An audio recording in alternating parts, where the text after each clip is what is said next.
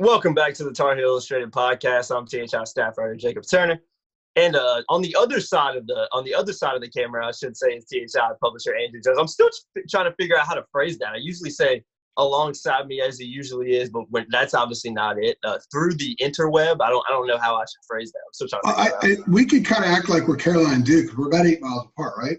Yeah, it's true. You live about 8 miles from me. Yeah, it's about 8 miles. That's a good point. Yeah, okay. So we're in Wake County, North Carolina, 8 miles apart.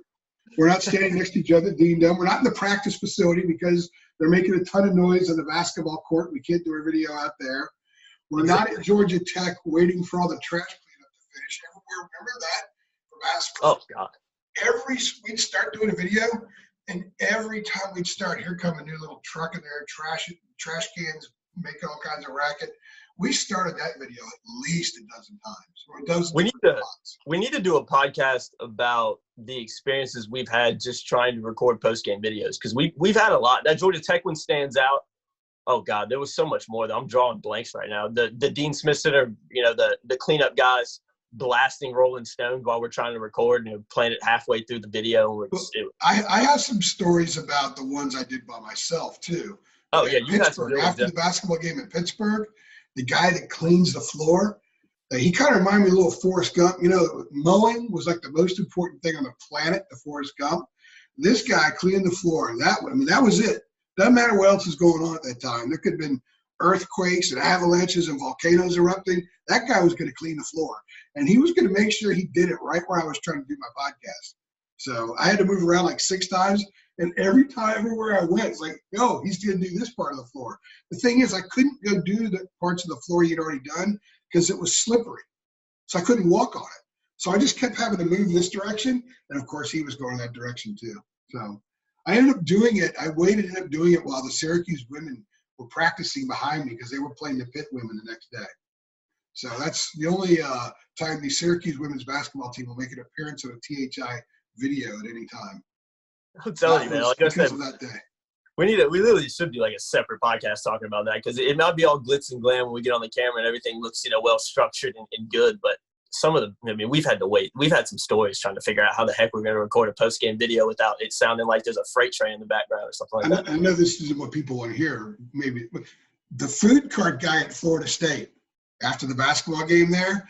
I'm in the middle of doing my stand up. I'm alone, and he stops and asks me, what are you talking about? What is this for? It's like, I'm in the middle of doing this. And I had to do it all over again. So. Oh, God. I love it. I love it. Message to everyone out there. If you ever see somebody do it, like talking to a camera, even if they're alone and they're talking to a camera, let them finish. And then ask them what they're doing. Yes. That's some of the best advice you've ever talked about on any of these podcasts, AJ. That's it right there. Just let it happen. You know what? I can be like George Costanza. I can drop the mic and walk out of the room now. I reached my pinnacle. So we finally solved that conundrum. So right down the road from me is THI publisher Andrew Jones. We're here to talk some Carolina football. Obviously, the Tar Heels. We've done a few of these videos, but obviously the Tar Heels did not have spring practice this season due to the coronavirus pandemic. We're here to talk about three things about Carolina, the 2020 football team, going into the summer. We don't know how things are going to shape up over the next few months in terms of fall camp starting, when that's going to happen, when the university is going to open back up. Nobody really knows. But we'll talk about some things that Carolina should feel good about, and some other things as well that, about the football team going into the summer, AJ. But first thing we're about is Carolina's just really got a lot of guys that they can plug in and play at any time. Across the field on both sides of the football. This time last year, it was a little hit and miss. Some of it had to do with injuries. Some of it had to do with, like Mac Brown talks about, Carolina just not having enough proven quality depth that he feels comfortable throwing in there. But right now, when you look at this team, offensive side of the ball, defensive side of the ball, I know Carolina missed spring practice. And if this would have happened last year, it would have been devastating with the new installs and everything. But since Carolina didn't have that spring practice, I think the coaching staff is still feeling pretty confident about having a lot of guys that they can plug into different positions at any given time. They can go in a game and play, and they feel comfortable. The level isn't going to drop off too much. I think that's a real positive about Carolina, especially when you compared to last season's team, is they just got a lot more guys that they can kind of throw in the fire and feel comfortable doing so with. Yeah, and it's not just from an individual standpoint, it's also collectively per group. If you take out the interior of the defensive line, everybody else knows what they're doing. You know, if the kids were subbing back today and they, you know, if you snapped your finger and suddenly they're in the indoor practice facility and they were supposed to break up in position groups and run stuff, they could. If they were suddenly 11 on 11, they could do that. They could run, you know, 95% of what they're going to run in the season. They could probably do right now. From a schematic standpoint, from understanding, the defenses would be able to mask some things. The offense would be able to do some misdirection. So they are plug and play in that sense. There was still a lot of work for the staff to do with these guys. Certainly some of the positions that were in question, left tackle's a question mark, how guard's going to shape out the competition there. Center is going to be a lot of competition. Brian Anderson played 900 snaps last year. Doesn't necessarily mean he's going to start this year. Certainly the rotation of wide receiver, they'd like to have more guys. They could get by with what they have with Diami and Daz and Bo Corrales and those guys getting a ton of reps. They'd like to have more guys. In fact, they don't want Diami and Daz getting 85 reps in a game. They'd rather them get 60, 65. They think they can be just as productive with 65 reps as they were with 80 and 85 reps. That's not plug and play, but that will become that way over time. It's a hell of a place to start when you've got 2,000-yard receivers there and a guy like Corrales who makes the most amazing touchdown catches of anybody this program's had in a while. He's just got to learn to catch that easy stuff right in the mid, right over the middle of the field. He does that, his numbers will go way up as well. And defensively, aside from the defensive line, I think they feel really good about what's out there. They could put the defense on the field. Bateman could make his calls, and by and large, they're going to know what to do right away. So plug and play is guys they trust, a lot of guys they trust, and collectively as groups, and understanding the scheme, understanding the mental aspect of what those position groups do, what they do on both sides of the ball. I think they're in really good shape there. Like you said, if this happened a year ago, it would have been devastating. It's possible that Sam Howell wouldn't have won the quarterback job right away because they wouldn't have seen him until August. It's possible that they would have taken them quite a while just to really understand what they were dealing with, the staff. So if something like this is what's happening is horrible, it's bad on so many levels to so many people, not just those who are sick, but there's so many other people affected by this in an adverse way. But if something like this was ever going to happen to the UNC football program where they would be affected this way, right now is the time for it to happen because they are in a pretty much a plug-and-play situation. Absolutely. And kind of building off that, and the second point I want to hit on is depth, because in order to be able to plug and play different guys across the field, you got to have depth, and not only just bodies, you got to have guys that can actually go out there and do it. Mac Brown's talked about it. Man, I should have kept a tally on how many times he mentioned depth just last season alone, because it was a lot. I mean, it seemed like every press conference, maybe not post-game press conference, but every midweek press conference we had with Mac, depth was always something he touched on, having quality depth, having guys you can trust. And looking at this team compared to last season, I mean, Carolina had bodies at most positions across the field, but they didn't have a ton of guys behind some of the starters that they really felt comfortable with putting in the game, like I mentioned earlier. So depth compared to this time last year is just, there's so much more depth. I mean, quarterback position, you got a couple guys. Chase Ruder's healthy again. Jacoby Criswell, Jefferson Boaz potentially. Running backs still got a ton of depth. Wide receivers got a ton of depth. O-line's still relatively young, but they're feeling a little bit more comfortable. And that's just the offense. I mean, look at the defensive side of the ball. The secondary is the deepest position group on the team. AJ, this team right now has that depth that kind of builds off what we talked about in the first point, to be able to plug and play around the field. And like I mentioned with Mac Brown, he said the most important thing one of the most important things he's been trying to build on this team is depth, because I forgot what term he uses, but I think depth breeds competition, and competition kind of brings the best out in players. And Carolina certainly has that right now. So that's definitely a big positive for this coaching staff going into this season. A lot of the guys that are going to provide depth for this team are guys that haven't yet been super proven. You know, we were just talking about wide receiver. They need some players to step up and become 15 to 20 rep a game guys to spell some of the front line guys there. They want to have 12 guys, 14 guys run pass routes in a game.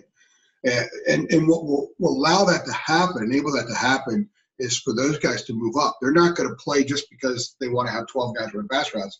They have to reach a standard. So if you're competing with Daz Newsome and De'Ami Brown and Bo Corrales and Montavious Groves in practice all the time, then you're going to get better.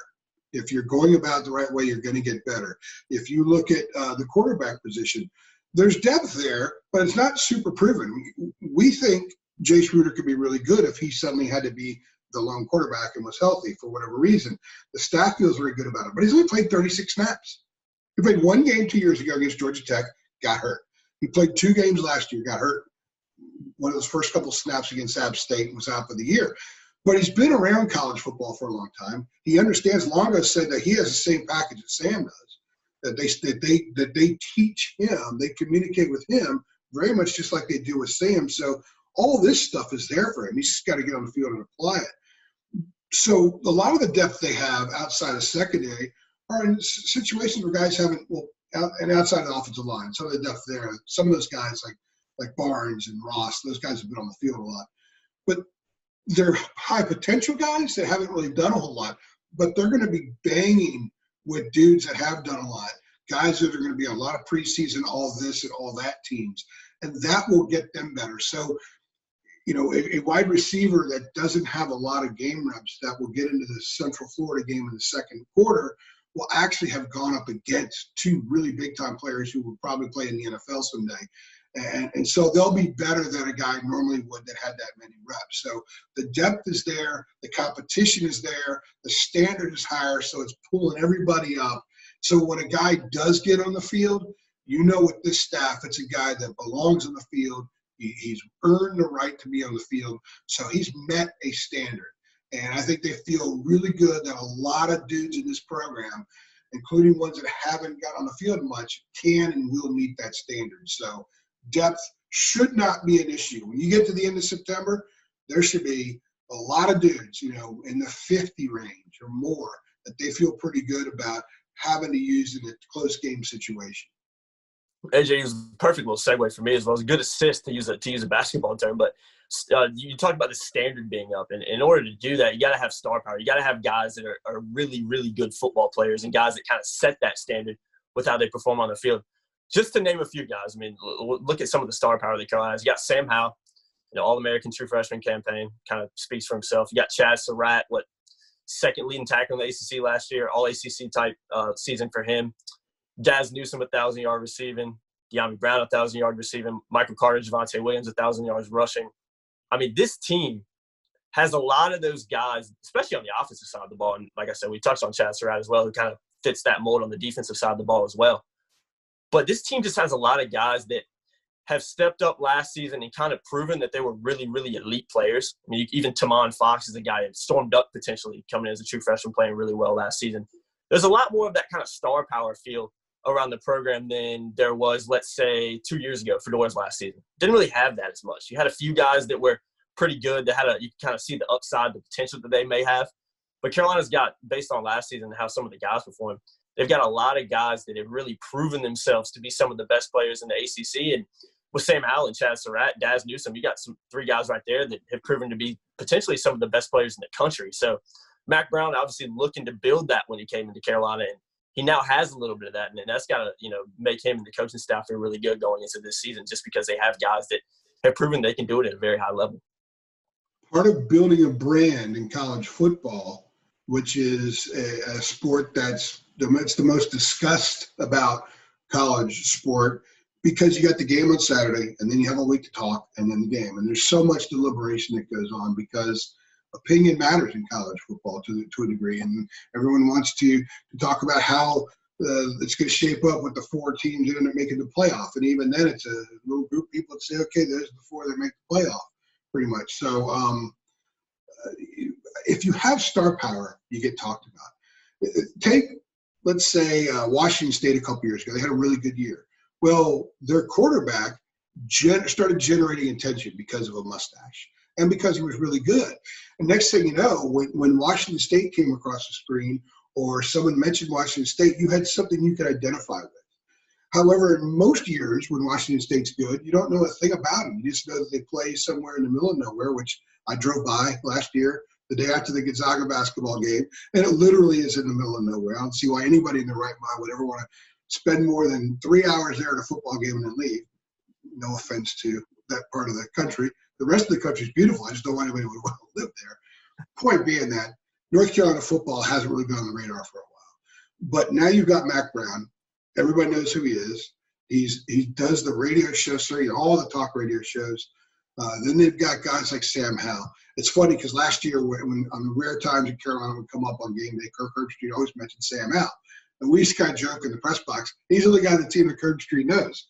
But he's mentioning Sam Howell. He doesn't mention guys from all the teams. Now everyone will know about Sam. People will know about Chaz. I thought Chaz's story should have been bigger than it was last year nationally. But you're a team that had to win your last game in the regular season to qualify for a bowl. And, that's not going to get the meter moving a whole lot. This year, they have a potential to win 9, maybe 10 games. If they do that, and Chaz is playing like a first-team All-America, he's going to be, in a college football sense, a household name. Daz Newsom's going to be a guy that generates a lot of attention.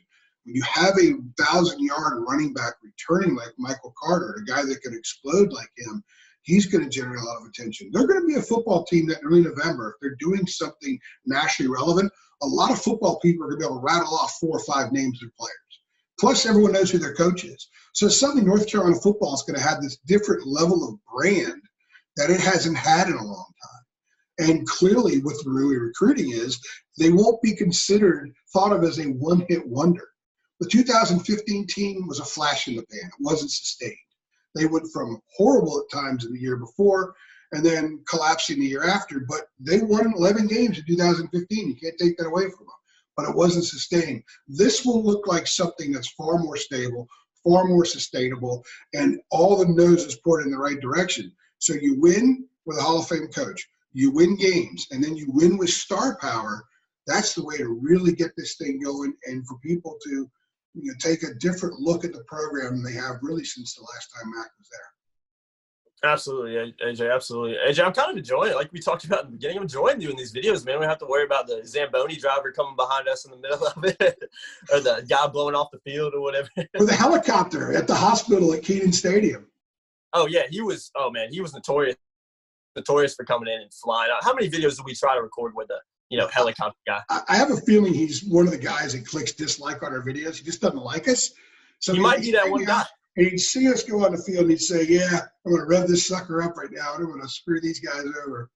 Like I said, separate podcasts. We might seriously have to consider telling some of our stories from doing these post-game videos because it's pretty classic. But only thing I have to worry about doing on my phone is somebody trying to call me in the middle of it, which I haven't had that problem yet. So hopefully that won't be a problem in the future. But, AJ, I've enjoyed talking to you about, Carolina's 2020 season football team. Obviously, we wish we could have been out there and watching spring practice. That's one thing I really enjoyed about last season, getting to cover this team for the kind of the first time full season of football, was being out there and being able to kind of get that spring football practice access, being able to watch a few. So disappointing to not be able to do that. But, the circumstances, obviously, you can totally understand why they didn't get to do it. But I've been Jacob Turner. He's been THI publisher Andrew Jones. Hope you guys enjoyed this video. Be sure to like, be sure to share if you're watching this on our YouTube channel, and also be sure to check out TarIllustrated.com. You just mentioned the 2015 team. I know this morning your series came out. What was the 2015 team? The number 13 best team in Carolina football history. So be sure to check that series out. We're doing a lot of content, as always, over at TarIllustrated.com. But, guys, thanks for watching, and we'll see you guys in the next one.